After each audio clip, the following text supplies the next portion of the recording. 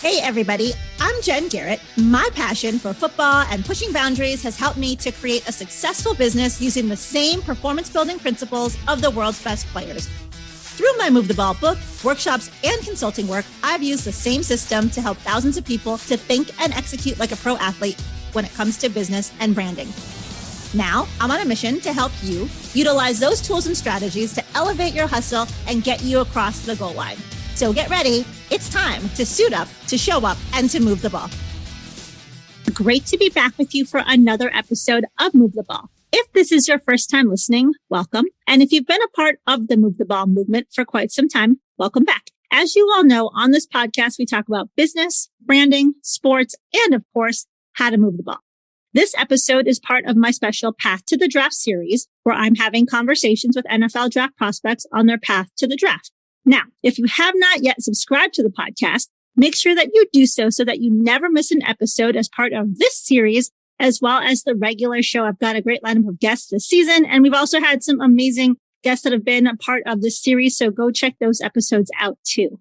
All right. For today's episode, inside the huddle with us and ready to share his story and talk about his path to the draft is Duron Lowe. Duron is a defensive back who finished his college football career playing for Liberty University.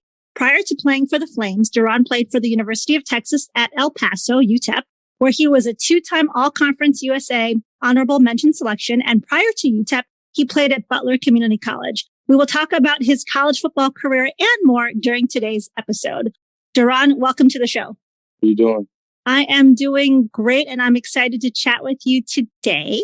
One of the things that I especially like about you, and you know this, is that we both are 29 babies and we rock the 29 jersey pretty well. And I'm going to ask you more about, tell our listeners, what is the significance of that jersey number to you? Why do you wear it? What's the most important reason for you? Honestly, I did start off with number 20.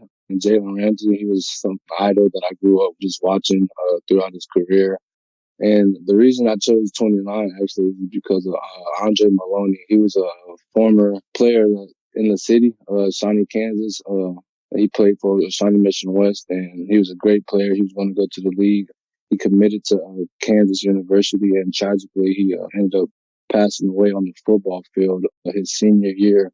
I would say 2015, 2016. He was like 2 years older than me. And I mean, just watching him play, he was an electric guy. He was definitely an NFL prospect for sure. And I mean, I got to Liberty before, and then I got to UTEP. I mean, I just kind of was like, hey, 29's open. I want to remember his name and just rock his number, just show the world and show the city that he's not forgotten and he will never be forgotten. So that's really why I wore 29. And I think that's an awesome reason, as I've told you before. And where I want to move our conversation is just running things way, way back. You mentioned that you're from Kansas. When was the first time that you suited up or picked up a football? And what about the game made you fall in love with it? I picked up football my fourth grade year. I picked it up just because I was like really fast as a kid. And I mean, my parents saw my ability. I've always kind of been like a little bigger than my size kind of. So I just ended up playing football my fourth grade year. Started off at Ridge. We practiced there on a little grass field. So I was just like, hey, I'm going to pick up a football, see where that takes me. And honestly, it took me pretty far because my first game, I actually had like 6 touchdowns. So, and my first like carry was a touchdown. So, I mean, after that, it kind of all just fantasized itself. And is there something about the game that really excites you? It's fun. You really can't go wrong with playing football. I would just say me just being able to run as fast as I can and hunt the ball and just score as many touchdowns as I can. So, I mean, that's all pretty fun. It is fun. And I think there are so many lessons that football can teach people about life and how to navigate it successfully. And my audience knows that in my book, Move the Ball, which is what started this whole movement, I wrote a lot about those lessons that I picked up as a kid, being a student of the game since I was 4. And some of those things that I wrote about are recognizing the blitz, being aware of the blind side, focusing on getting the next first down. So things specific to football. So when you look at football and what it has taught you outside of the obvious things like hard work, dedication, discipline, what are some of the things that you've taken away from the game that you think will help you no matter where you go in life? Just growing up just trying to be a better man. I don't have any kids, so I can't say better parenting. But I mean, as far as me being around different coaches, they've taught me just a whole bunch of knowledge and right thing and wrong things to do, how to say yes, ma'am, and yes, sir. That's probably why I say yes, sir, and yes, ma'am, like a lot. And a lot of people were like, oh, like, why do you always say that? Honestly, I learned that from my high school coach, Randy Dryland. We were having a conversation at first, and I was just like, yes, yes. And he was like, oh, you shouldn't respond like that. It's like your demeanor and just your first expression of how you come. So I always would say yes, sir, and yes, ma'am. So it's just little things. Gotcha. I mean, I think that's important. You're conducting yourself as a professional, right? Yes. Which is very important. So when you look at the cornerback, the defensive back position, what skills do you think are necessary to play this position well? And secondly, what makes you elite at it? You definitely have to have a short mindset. You got to be able to run from field to field, left to right. I would say my ability is I'm very versatile. I could hit, I could run fast, I'll know what you're doing before the play is coming just because of just film. Like, film does it all. Film's a cheat code for everybody that don't know. So as long as you're watching film and perfecting your craft and knowing what you want to do to be great, then I mean, there's nothing that can stop you because everything's there for you. And I mentioned when I introduced you that you started playing at Butler Community College. How was your experience at a JUCO like, and what things do you feel you were doing right at that level to then get picked up and continue playing college football? Just staying locked in, staying focused and hungry. Out of high school, my intentions were not to go JUCO right out of high school. I was going to go to a few different other places, but that didn't happen. So I ended up going to Butler Community College for my 2 years, making a name for myself there. I had watched Octavius Morgan. He was a former Texas Tech player. He also went to Butler Community College, had the same position I was because I just transferred from a running back to DB once I got to college. So, I mean, my experience at DB wasn't very high until I got to Butler Community College. And my coach, Coach Sanders, Coach Abbott, they all just put more knowledge on me to the game at DB than I had learned in high school. And let's talk about you starting off at UTEP. What was your experience like transferring or moving on from community college to a 4-year school and playing football there? It was everyone's dream to go D1. UTEP wasn't my first choice out of Butler. I was actually committed to Texas Tech out of Butler. Didn't get in there because of just some academic problems. So, I mean, it was all God's choice. He actually put me at UTEP for my 2 years. So everything worked out. I wouldn't say I didn't have a bad experience at UTEP. I actually had pretty fun there. It was just some things that didn't go as planned. So, which made me transfer my last year. Gotcha. And you played at UTEP for the 2019 and 2020 seasons. You started in 11 of 12 games in the secondary as a minor in 2019, finishing that year with 25 tackles, 6 pass breakups, and a forced fumble. Also leading the team with 11 kickoff returns for 281 yards. And you also had a 100-yard kickoff return for a touchdown. Tell us about what that kickoff return was like. How did you feel after that? Oh, yeah, I was definitely in my bag that game. My coaches was just like, hey, you just got to trust yourself. And I'm always going to trust myself 100% of the time. So, I mean, he kicked it in the end zone, and I was just like, I got to go. And I actually heard my mom was like, go, son, from the sideline. I don't know if you could hear the sound, but I could send it to you after this. But she's like, go, son. And I heard her, and I just took off. I didn't even get touched. So that was a memorable highlight that I will never forget. Nice. And what were you doing to ensure that you would perform well that year? Like, what were some of the habits that you would put into practice? How did you stay locked in? I'm going to work out every day. If I don't work out, then I won't even feel right about myself. There's something that I have to do to get my body flowing, get my blood flowing. So in the summer, I would go to do work. It's like my uncle's gym. We have a group of kids that'll go in there around 12 o'clock. Actually, I'll be there today. We're just humble and hungry for just names out there. You don't really hear many Kansas kids except for like Isaiah Simmons, which is my best friend, Jerron McPherson, Story Jackson. So there's several of us that you'll be hearing here soon. Nice. And I believe, and so many people talk about how there are a lot of parallels between football and life. And throughout whatever we do in our lives, there's always going to be obstacles that we have to overcome. Can you share an obstacle or an example of an obstacle that you've had to overcome and lessons that you've learned from being a competitive athlete that have helped you to tackle that situation and to move the ball, as I like to say?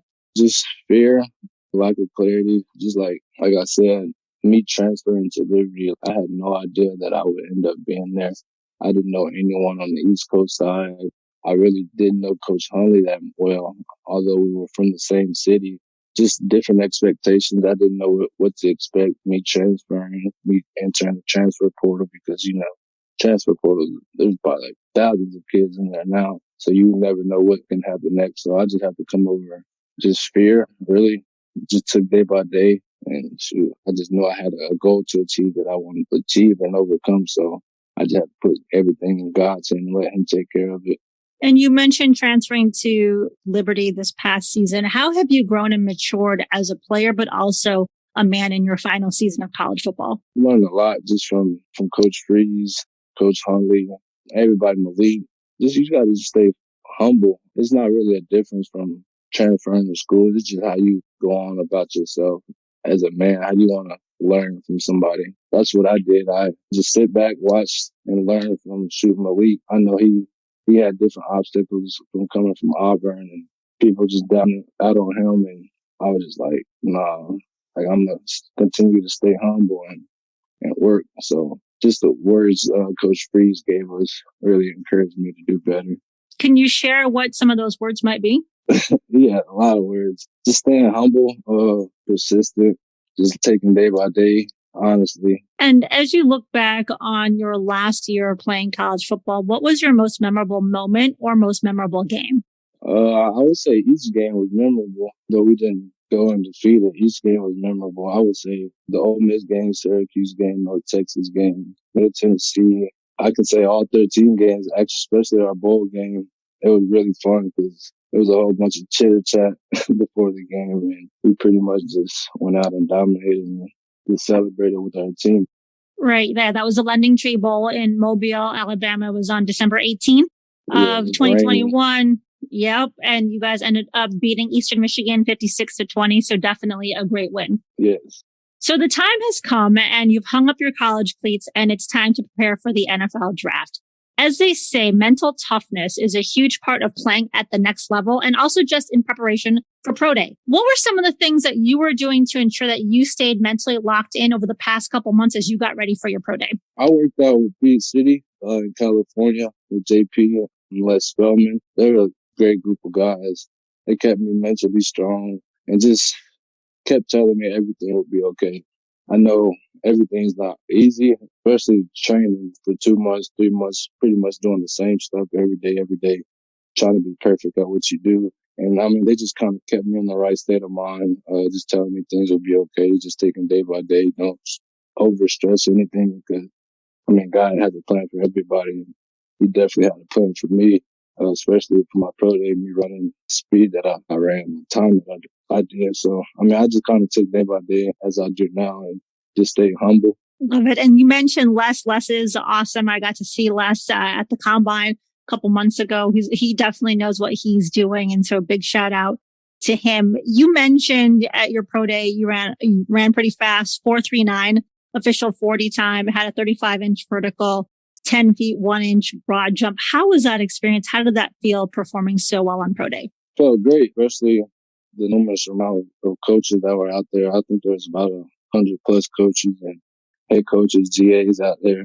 So I put on the show for myself and I pretty much represented myself in Speed City. And I mean, I just, like I said, I took day by day and I was really locked in. Really wasn't that nervous because at the end of the day, it was just another workout that I did continuously every day and each day. So they prepared me for pro day the right way for sure. Well, you did an awesome job. So nice job showing out on pro day. So on the show, we discuss business and branding too. And you have some merchandise available that, of course, has the number 29 on it. But you also have the term Clamp Boys on some of that merch. What is the significance of that term to you and your brand? Clamp Boys, it was a name that me and my guys came up with during the previous season. We clamping pretty much every place. So we just called it Clamp Boys. And on the back of it, it said, I ball, you ball, we ball. So that's what I was saying that we also go by. That will actually have updated on my brand on my website called deuce9shop.com. So if you guys want to go purchase some gear, it's in my bio. Perfect. And we will have that in the show notes as well, so people can check that out. And I like that saying. So thanks for sharing that. Now, Duron, if a team were to ask you, why should I pick you over someone else? What would you say? Because I'm great. I'm known to be one of the greatest. I'm coachable, humble, and I get things done the right way. I mean, there's no complaining about it. I might not like some things that they say, but I'm going to get it done because at the end of the day, this is a business. So, I mean, whatever my boss tells me to do, I'm going to have to do it the right way without no argument. So, I like it. Great answer. What I want to do now is I want to run you through my 2-minute drill and ask you some fun questions. Are you ready? Yeah, I am. All right. First question is, outside of football, what do you like to do? Chill with my family. My niece, she likes ice cream a lot. So we'll go eat ice cream, or I'll just go work out for about 3 hours and just chill, watch TV. So we're in season 3 of the show. In a prior season, as part of this 2-minute drill, I used to ask people, what's their favorite ice cream flavor? So since you bring up ice cream, I'm going to ask you, what's your favorite flavor? Cookies and cream by far. That's a good choice. Cookies and cream for sure. Next question is, what is one thing most people don't know about you? I'm not as much of a game head as everybody else is. Yeah, that's one. That's pretty much it. Okay. Nothing too spicy. What 3 words would you use to describe yourself? Humble, persistent, and coachable. 3 great words. If you had one intro song played at all of your public appearances, what would that song be? Probably Freak Block Tales by D-Walk, the Biggest Six. Okay. What is the best piece of advice you've been given by a coach? Take day by day, don't overthink things, and just leave it in God's hand. Great piece of advice. Now I'm going to flip it and ask you, what's the best piece of advice you would give someone? Don't overthink. Like I say, I always tell people I take day by day.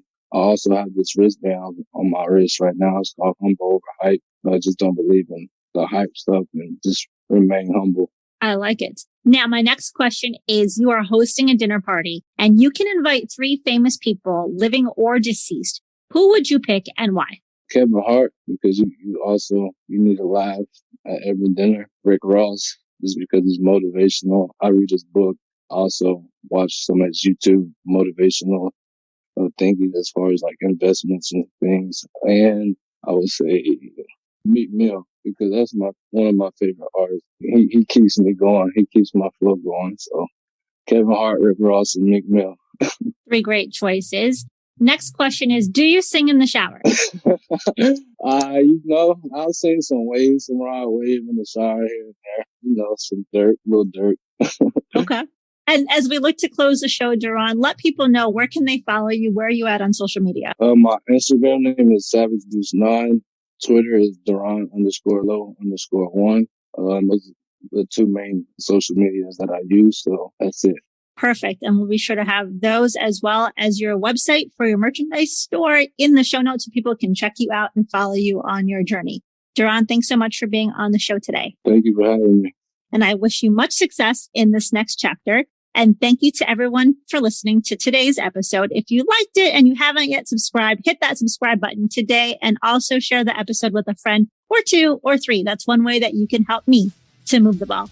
All right, everyone. Again, appreciate you listening. Thanks so much. And we'll catch you next time. Until then, make sure that you suit up, you show up, and you move the ball. Thank you for listening to Move the Ball. To see more about what I'm up to and how I can help you to move the ball in your business, with your brand, or your career, check out my website at www.getinsidethehuddle.com.